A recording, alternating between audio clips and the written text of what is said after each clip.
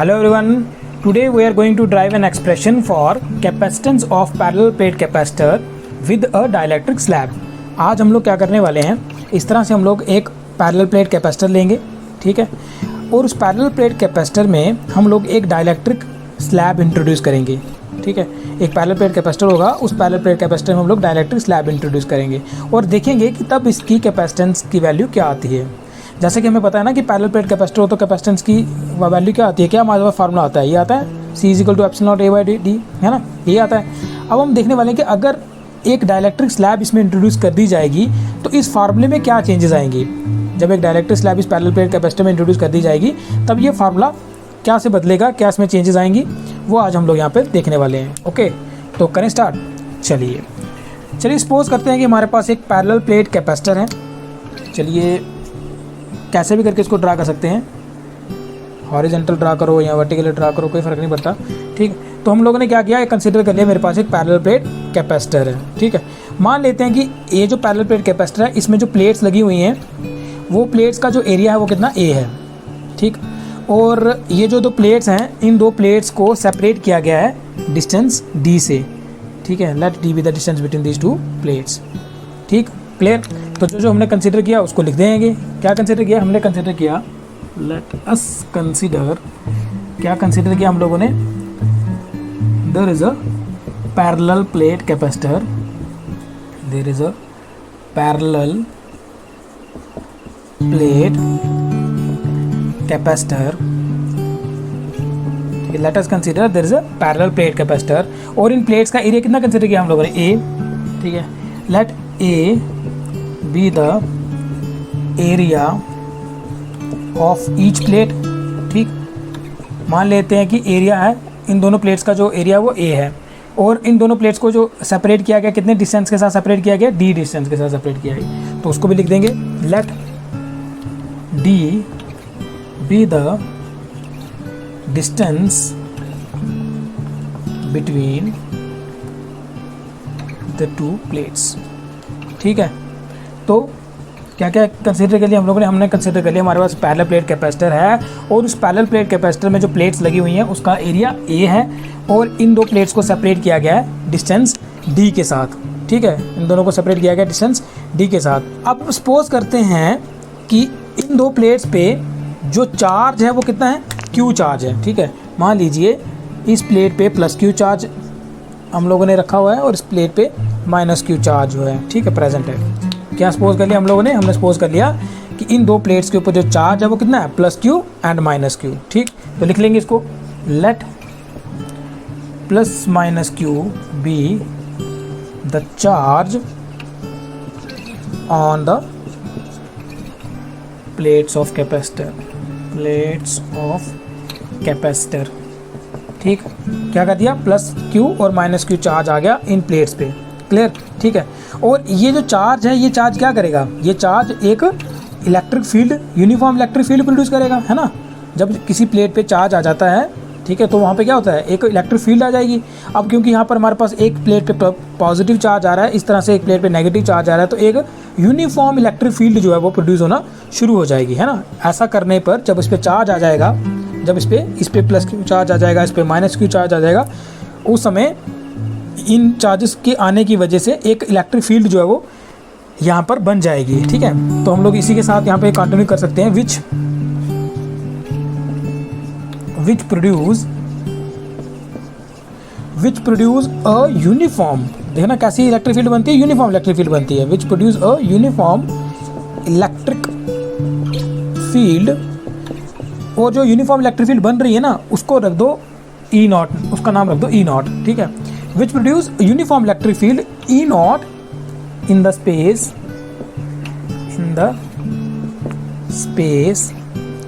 between the plates। यहाँ तक समझ आया।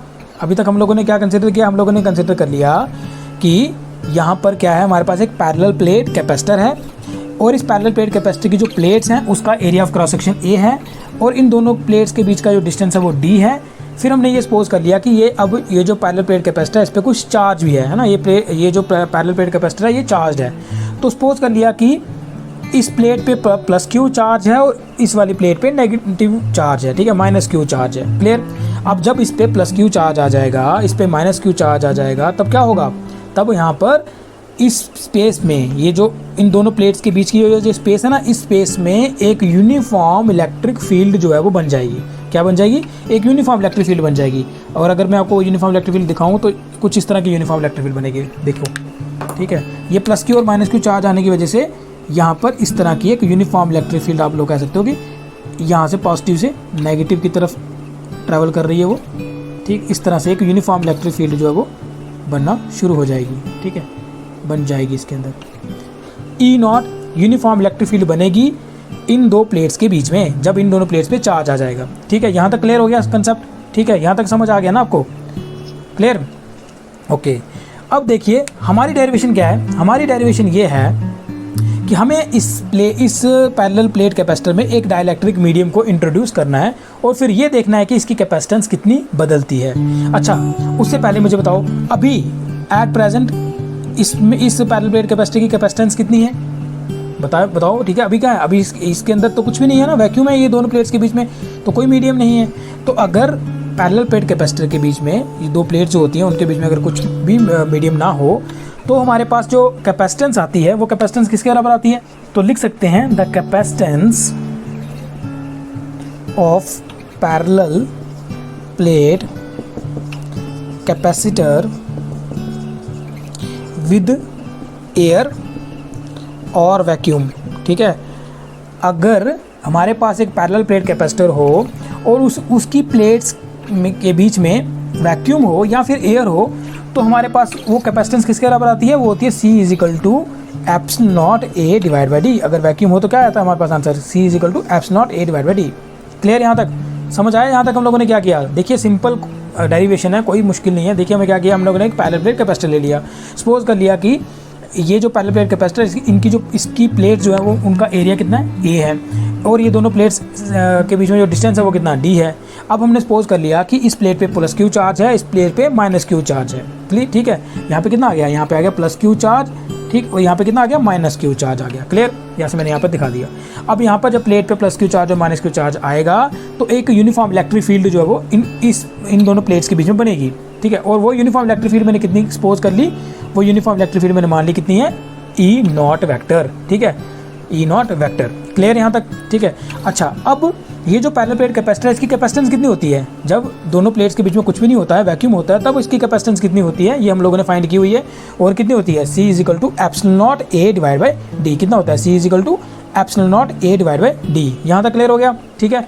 चलिए अब एक काम करते हैं, यहाँ तक समझ आ गया ना अच्छे से, ओके। अब हम क्या करेंगे, इस पैरेलल प्लेट कैपेसिटर में ना एक डाइलेक्ट्रिक मीडियम जो है वो इंट्रोड्यूस करेंगे। क्या करेंगे, एक डाइलेक्ट्रिक मीडियम जो है इसके अंदर इंट्रोड्यूस करने वाले हैं। मिटा दो इसको, चलिए मिटाते हैं इसको। देखो अब हम क्या करेंगे, एक डाइलेक्ट्रिक मीडियम जो है यहाँ पर इंट्रोड्यूस करेंगे तो देखेंगे कि क्या क्या बदलाव आते हैं यहाँ पर। चलिए ये समझ आ गया ना, इसके अंदर इलेक्ट्रिक फील्ड जो अभी जो इलेक्ट्रिक फील्ड है वो कितनी है, ई नॉट है, ठीक है। क्लियर है यहाँ तक। चलिए इसको मैं मिटा दूं क्योंकि अब आगे हम लोगों ने एक डाइलेक्ट्रिक मीडियम इंट्रोड्यूस करना है ना। तो अब हम क्या करेंगे, एक डाइलेक्ट्रिक मीडियम इंट्रोड्यूस करेंगे, तो इसको मैं यहाँ तक, इसको यहाँ पे मिटाता हूँ। चलिए एक डाइलेक्ट्रिक मीडियम इंट्रोड्यूस करते हैं। सपोज करो ये मेरा वो डाइलेक्ट्रिक मीडियम है जो मैंने यहाँ पे इंट्रोड्यूस किया, ठीक। ये आ गया मेरे पास वो डाइलेक्ट्रिक मीडियम जो मैंने इस पैरेलल प्लेट कैपेसिटर में इंट्रोड्यूस कर दिया, ठीक है। अब देखो जब एक डाइलेक्ट्रिक मीडियम हम इसके अंदर इंट्रोड्यूस करेंगे, ठीक है, यानी कि ये क्या है, ये समझ लो आप लोग क्या है, ये जो मैंने यहाँ पे रखा ये क्या है, ये डाइलेक्ट्रिक स्लैब है, डाइलेक्ट्रिक स्लैब, ठीक है। स्टेप बाय स्टेप समझते हैं कि अब क्या क्या चेंजेस आने वाली हैं वो हम लोग समझेंगे स्टेप बाय स्टेप। क्लियर, ठीक। अभी तक आपको पता है कि इसके इन प्लेट्स के बीच में जो इलेक्ट्रिक फील्ड थी वो कितनी थी, ई नॉट थी। अब हम लोगों ने क्या कर दिया, एक डाइलेक्ट्रिक मीडियम इसमें इंट्रोड्यूस कर दिया, ठीक। जब हम इस डाइलेक्ट्रिक मीडियम को इसके अंदर इंट्रोड्यूस करेंगे और मान लीजिए उस डाइलेक्ट्रिक स्लैब की जो लेंथ थिकनेस है वो कितनी है, मान लो वो T है, T इसकी थिकनेस है, T थिकनेस की हम लोगों ने डाइलेक्ट्रिक स्लैब इसके अंदर इंट्रोड्यूस कर ली। क्लियर, देखिए चलिए पहले लिख लेते हैं इसको, ठीक है। Let now introduce a dielectric slab between the plates of the capacitor, plates of the capacitor। ठीक है कि हम लोगों ने एक डाइलेक्ट्रिक स्लैब यहाँ पर इंट्रोड्यूस कर दी, और जिसकी थिकनेस कितनी है लिख सकते हैं, ऑफ थिकनेस कितनी रखी मैंने, टी रखी ना, ऑफ थिकनेस टी, ठीक है, ऑफ थिकनेस टी। और टी जो है वो हम लोग कह सकते हैं कि टी जो है वो इस डिस्टेंस से कम है, ठीक है, of thickness T such that T is less than D. Clear यहाँ तक? ठीक है, जो हम लोगों ने यहाँ पे ड्रा किया उसी को हम लोगों ने यहाँ पे लिख दिया। हम लोगों ने क्या किया, एक डाइलेक्ट्रिक स्लैब इंट्रोड्यूस यहाँ पे कर दी, और उस डाइलेक्ट्रिक स्लैब की थिकनेस टी है और ये टी डी से लेस है, ठीक है, डाइलेक्ट्रिक स्लैब यहाँ पे इंट्रोड्यूस कर दी। यहाँ तक समझ आ गया? क्लियर।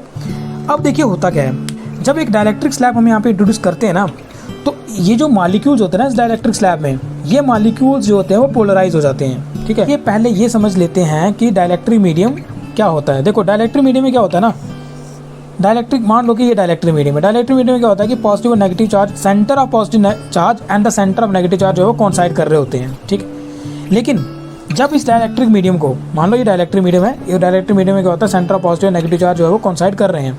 लेकिन जब इस डाइलेक्ट्रिक मीडियम को हम लोग क्या करते हैं, एक इलेक्ट्रिक फील्ड में रखते हैं ना, ठीक है। इलेक्ट्रिक फील्ड अगर यहाँ से यहाँ जा रही है तो उसका क्या मतलब है, यहाँ पे पॉजिटिव चार्ज होगा, यहाँ पे नेगेटिव चार्ज होगा ना, यहाँ पे ढेर सारा पॉजिटिव, यहाँ पे नेगेटिव, कुछ इस तरह का होगा। अब क्या होता है, जब इसी डाइलेक्ट्रिक मीडियम को, इस डाइलेक्ट्रिक मीडियम को जब क्या किया जाता है, इस डाइलेक्ट्रिक मीडियम को जब इलेक्ट्रिक फील्ड में रखते हैं तो यहाँ पे जो पॉजिटिव चार्ज है ना ये नेगेटिव की तरफ अट्रैक्ट हो जाता है, नेगेटिव प्लेट की तरफ, और ये जो नेगेटिव है ये पॉजिटिव की तरफ अट्रैक्ट होता है। और ऐसा होने की वजह से आप लोग कह सकते हो कि ये फिर सिचुएशन कुछ इस तरह की बन जाती है, नेगेटिव चार्ज यहाँ पे, पॉजिटिव चार्ज यहाँ पर, ठीक है। और यहाँ पर क्या रखा हम लोगों ने, एक यूनिफॉर्म इलेक्ट्रिक फील्ड, एक यूनिफॉर्म इलेक्ट्रिक फील्ड। मतलब कि यूनिफॉर्म इलेक्ट्रिक फील्ड जब एक डाइलेक्ट्रिक मीडियम पे लगती है तो चार्ज जो है वो पोलराइज हो जाता है। चार्ज क्या हो गया यहाँ पे, चार्ज यहाँ पे पोलराइज हो गया। क्या हो गया, पोलराइज हो गया। समझ आई मेरी बात? एक डाइलेक्ट्रिक मीडियम जो होता है, पहले उसको अच्छे से समझ लेते हैं। Dielectric medium, in the absence of electric field the centre of positive charge and negative charge are coinciding with each other, but when an electric field is introduced on the dielectric medium then the positive charge attracts towards the negative plate and the negative charge attracts towards the positive plate and then these charge get separated, ठीक है। ये दोनों charge क्या हो जाते हैं, separate हो जाते हैं, और इन दोनों चार्जेस के बीच में कुछ डिस्टेंस जो है वो डेवलप हो जाता है। अब ऐसा होने की वजह से इस प्रोसेस को क्या कहते हैं, इसको बोलते हैं चार्ज का पोलराइजेशन होना, ठीक है। चार्ज क्या हो गया, पोलराइज हो गया, चार्ज क्या हो गया, पोलराइज हो गया।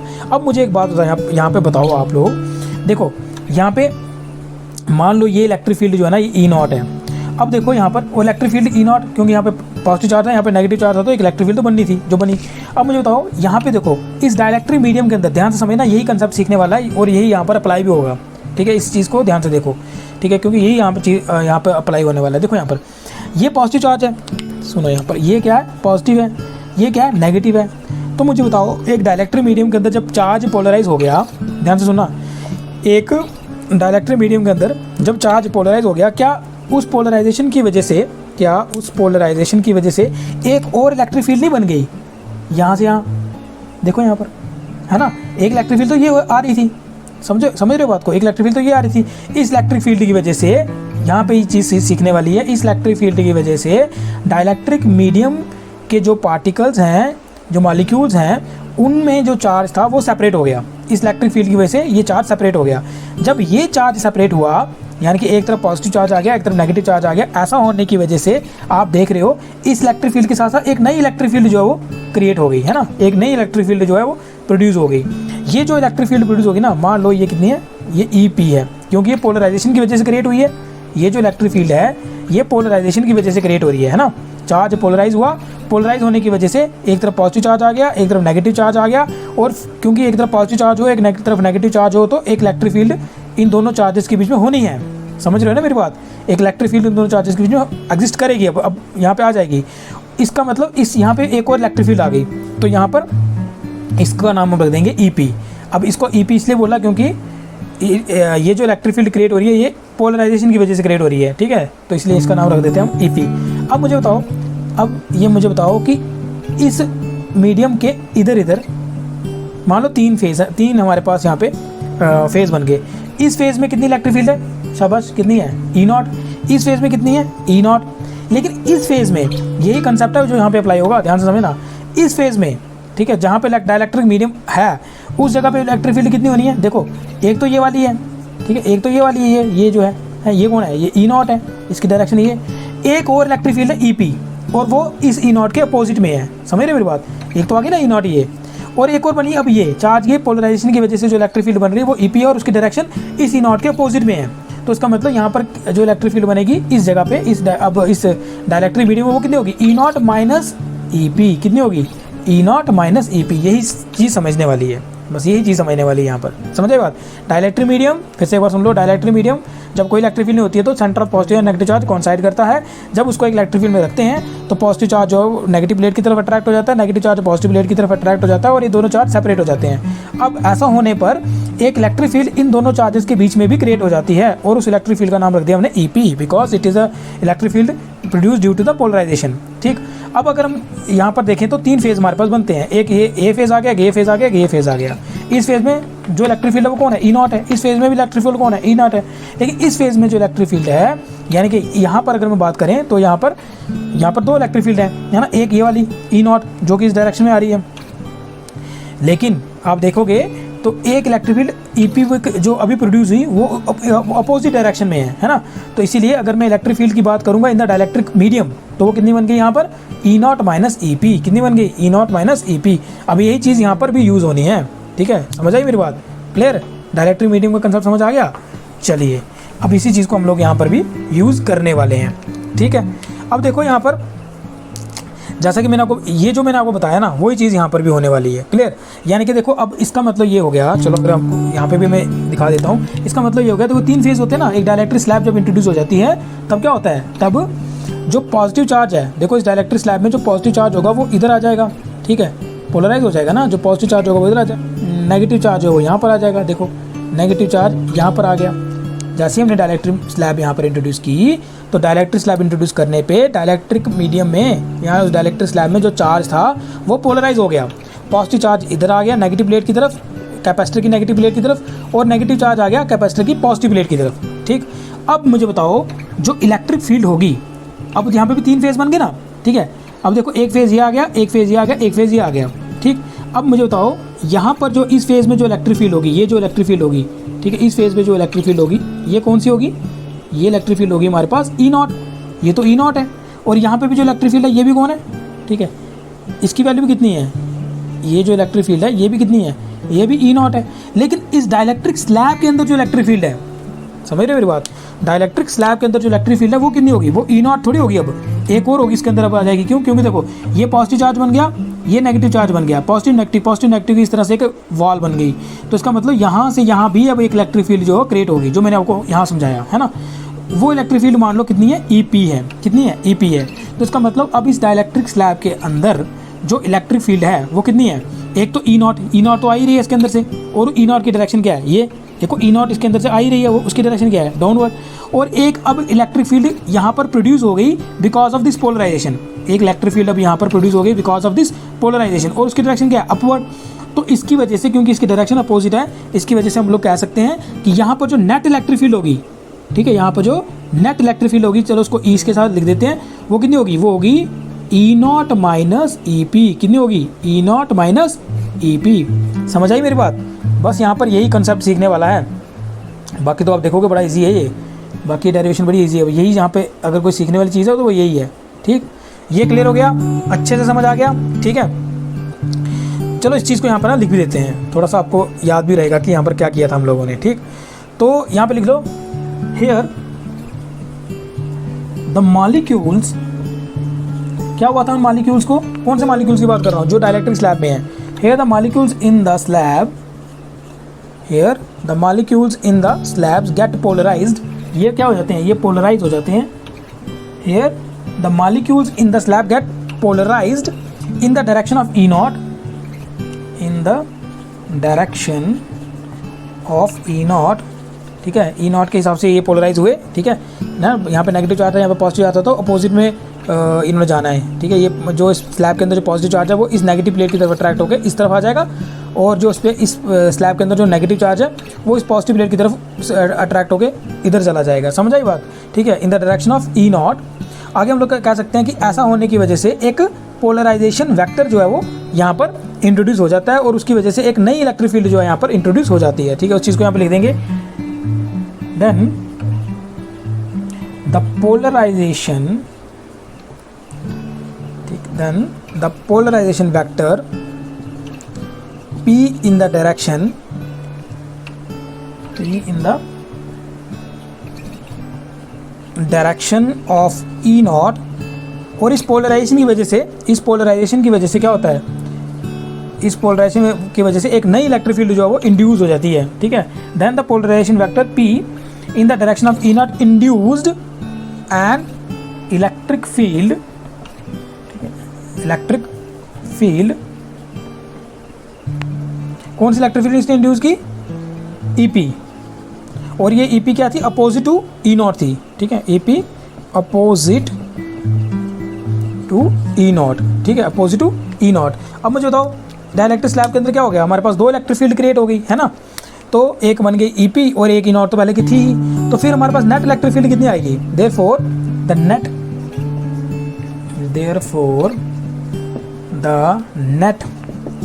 Electric field inside the dielectric slab will be कितनी हो जाएगी, शाबाश। अभी हम लोगों ने बताया यहाँ पर कितनी आ जाएगी, E vector is equal to E naught minus EP, तो इसके अंदर इलेक्ट्रिक फील्ड कितनी आ गई, E vector is equal to E naught minus EP। यहाँ तक समझ आ गया, क्लियर हो गया। ठीक है, ये जो पोलराइजेशन वेक्टर यहाँ पे लिखा हुआ है ना, ये अभी मैं हमारा जो नेक्स्ट लेक्चर आने वाला है वहाँ पे पर्टिकुलरली मैं यहाँ पे डिस्कस करने वाला हूँ, पोलर मॉलिक्यूल्स क्या होते हैं, नॉन पोलर मॉलिक्यूल्स क्या होते हैं, डाइलेक्ट्रिक मीडियम, ये फिर से एक बार मैं आपको पूरा यहाँ पर एक्सप्लेन करने वाला हूँ वेन डी ग्राफ जनरेटर पढ़ाने से पहले, तो वहाँ पे इसको और अच्छे से हम लोग स्टडी कर लेंगे, पर्टिकुलरली पोलराइजेशन वेक्टर की डेफिनेशन वहाँ पे मैं बता दूंगा आप लोगों को। ठीक है, समझ आ गया, यहाँ तक क्लियर हो गया, बिल्कुल सिंपल कंसेप्ट है। आगे करें अब, तो नेट इलेक्ट्रिक फील्ड कितनी आ गई, E vector is equal to E naught minus EP। ठीक, चलिए अब हम आगे प्रोसीड करते हैं इस डेरिवेशन को। देखो अब यहाँ पर क्या होगा, अब हमें पता है यार कि पोटेंशियल डिफरेंस क्या है, potential difference between the plates of the capacitor क्या होता है, हमें पता है ना यार कि याद है आपको V is equal to E into D था, ये फॉर्मूला याद नहीं होगा तो ये तो याद था, E जो होता है वो किसके बराबर होता है, V डिवाइड बाई D होता है ना, है ना। इलेक्ट्रिक फील्ड और इलेक्ट्रिक पोटेंशियल के बीच में जो रिलेशन थी वो क्या थी, E is equal to V by D। तो अगर हमें पोटेंशियल डिफरेंस निकालना है, ठीक है, बिटवीन द प्लेट्स, तो उसका फार्मूला क्या आएगा, E इंटू डी, है ना। तो ये फार्मूला यहाँ पर हम लोग यूज़ करने वाले हैं। ठीक, तो चलिए इसको यूज़ करते हैं। क्यों करने वाले हैं यूज़, देखो आपको V आपको क्या निकालना है, फाइनली आपको क्या निकालना है, फाइनली आपको कैपेसिटेंस निकालनी है, उसके लिए आपको चार्ज चाहिए और ये पोटेंशियल चाहिए। चार्ज तो मुझे पता है कितना है, वो क्यू है, उसका तो कुछ आगे ना वो कम हुआ ना वो ज़्यादा हुआ, उसको कुछ नहीं हुआ, तो वो तो हमें पता है क्यू ही आना है।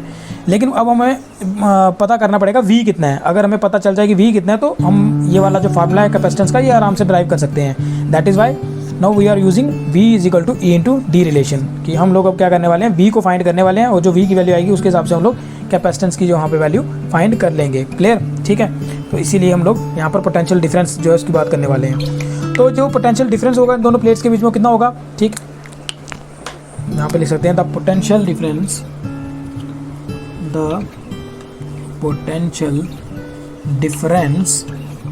Between the two plates.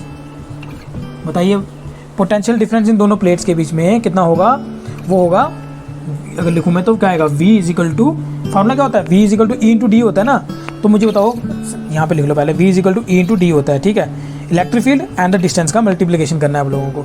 अब मुझे बताओ यहाँ पे देखो E, अब देखो यहाँ से यहाँ तक का जो डिस्टेंस है, ये डिस्टेंस कितना होगा, अगर ये T थिकनेस है और ये डिस्टेंस मेरे पास D है, ठीक है, तो ये इलेक्ट्रिक फील्ड E नॉट जो है, ध्यान से सुनना इस चीज़ को, देखो ये जो E नॉट इलेक्ट्रिक फील्ड है ये कितने से डिस्टेंस में है, मुझे बताओ। दो इलेक्ट्रिक फील्ड है ना यहाँ पे, एक तो ये E नॉट, दूसरी नेट इलेक्ट्रिक फील्ड जो E। अब ये जो E नॉट है ये कितने डिस्टेंस पे है, देखो डाइलेक्ट्रिक स्लैब जो थी उसका डिस्टेंस उसकी थिकनेस कितनी थी T, टोटल डिस्टेंस कितना था D। तो अब बची हुई जगह यानी कि ये स्पेस और ये स्पेस, ये दोनों स्पेस मिलकर कितनी होगी, कितनी जगह इन्होंने घेरी होगी, कितनी थिकनेस होगी इसकी, होगी D माइनस T।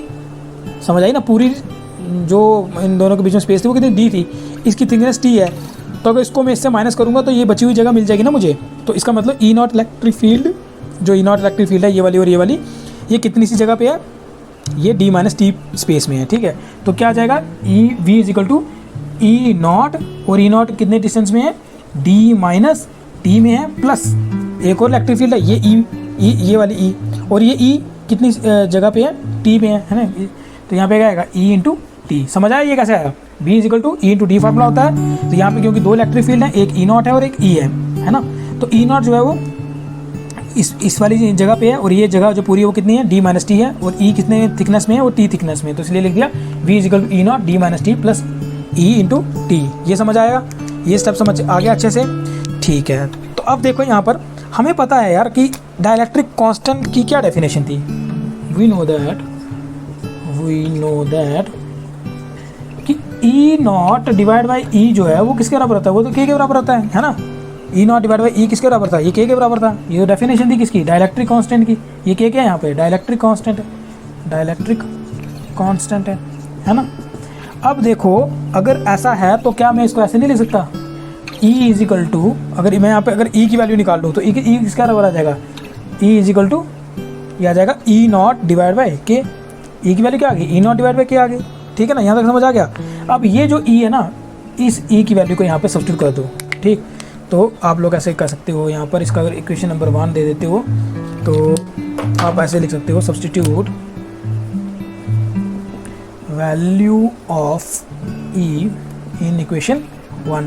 तो इस इक्वेशन को यूज़ कर लेंगे, इसकी वैल्यू क्या आएगा, v is equal to E not D minus T plus E की वैल्यू क्या है यहाँ पर, ई नॉट डिवाइड बाई के है ना, इंटू टी। यहाँ तक समझ आ गया।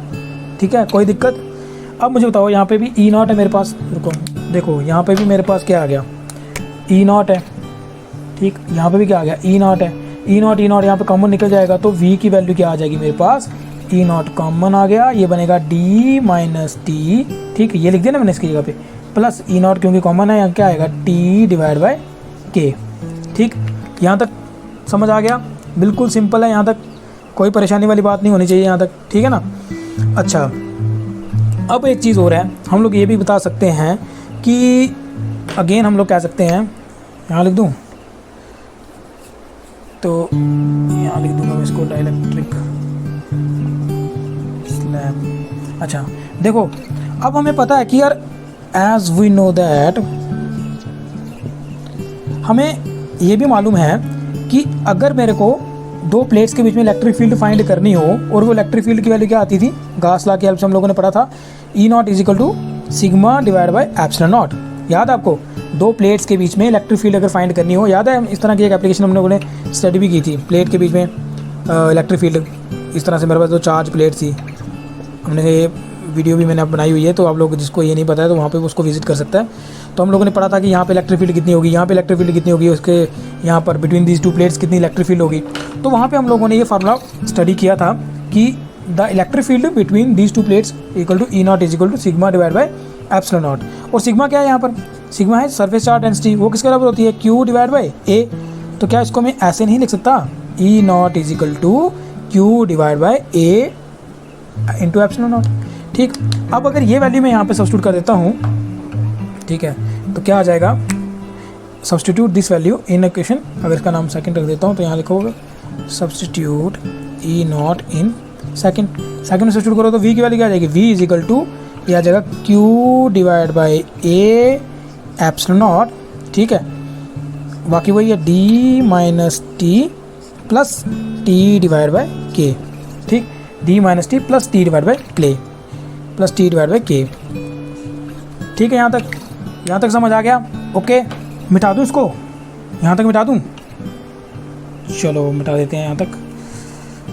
तो मेरे पास अब v की वैल्यू मेरे पास यहाँ पर आ गई है ना, v आ गया ना मेरे पास।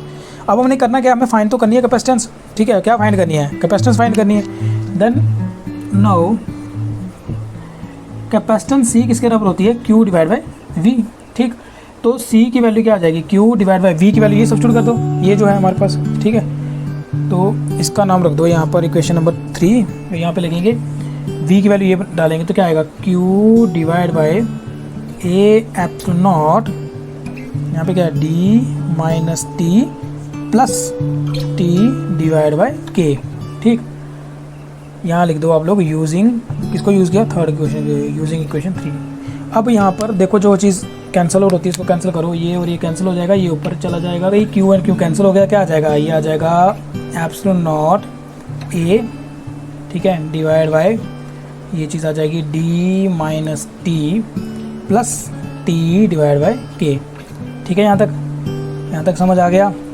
अब देखो एक चीज़ और यहाँ पर हमें नज़र आ रही है कि ये जो टी है ना, ये भी कॉमन निकल सकता है इन दो इक्वेशंस में से, है ना, इन दो टर्म में से ये टी कॉमन निकल सकता है। तो अगर इसको कॉमन निकालो तो क्या आएगा, C is equal to epsilon not A divide by, यहाँ आ जाएगा डी माइनस टी, कॉमन निकाला तो क्या आ जाएगा, टी यहाँ बाहर आ गया तो यहाँ पे क्या आएगा 1 माइनस 1 बाय के।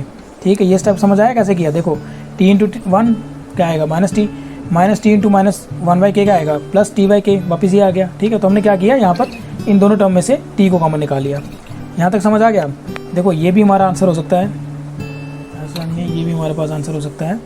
बट अगर हम लोग एक चीज़ और सपोज कर लें, ठीक है, ये भी हमारे पास आंसर हो सकता है, लेकिन अगर हम ये कह दें कि ये जो डाइलेक्ट्रिक स्लैब थी ना, ये इतनी सी नहीं है, ये पूरे के पूरे इस कैपेसिटर में ही आ गई हुई है। ठीक, अब देखो अगर मेरे पास इस तरह की कंडीशन होती कि ये मेरे पास प्लेट्स हैं कैपेसिटर की, ठीक है, ये प्लेट्स हैं कैपेसिटर की, और हमने क्या किया हुआ है, इसके अंदर एक डाइलेक्ट्रिक मीडियम इंट्रोड्यूस किया जिसकी थिकनेस क्या है, टी थी, और इन प्लेट्स के बीच का डिस्टेंस क्या था, डी था। अब मैं ये कह रहा हूँ कि अगर ये थिकनेस टी ना होकर पूरे के पूरे इस कैपेसिटर की स्पेस को कवर करती है, मतलब टी इज इक्वल टू अगर डी होता, T is equal to D का कहने का मतलब है कि ये डायलेक्ट्रिक टाइप कुछ इस तरह की नहीं होती, कुछ इस तरह की होती कि पूरे के पूरे इस स्पेस को अगर कवर कर देती ऐसे करके, तब क्या होता हमारे पास आंसर, यानी कि अगर T is equal to D होता तब हमारे पास यहाँ पर इस आंसर में, इस इक्वेशन में क्या चेंजेस आती वो हम लोग यहाँ पर देखने वाले हैं। ठीक है, समझ आ गया। तो यानी कि मैं क्या करने वाला हूँ आपको, मैं कह रहा हूँ कि इफ़, देखो ये मैं ये कह रहा हूँ कि इफ़ द डाइलेक्ट्रिक स्लैब